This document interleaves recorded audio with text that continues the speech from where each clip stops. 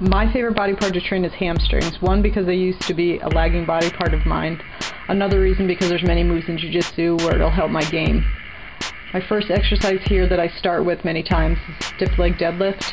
A lot of times I do a barbell or dumbbell. Here I'm doing it on the hack squat machine.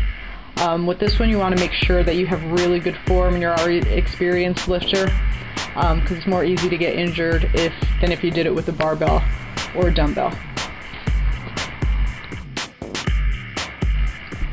The next exercise is lying hamstring curl.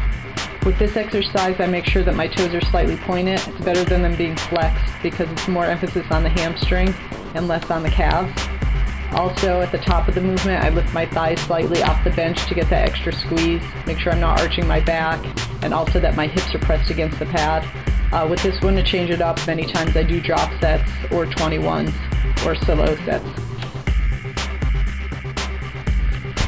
The third exercise is the hyperextension.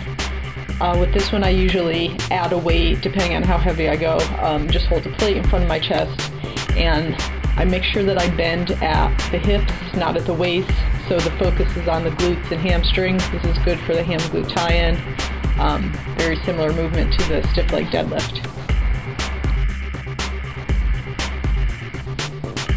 Leg curls with the exercise ball is the next exercise.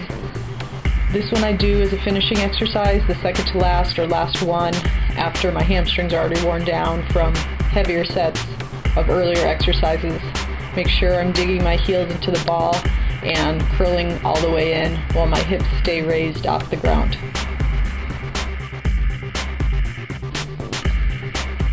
Here's a single leg stiff leg deadlift.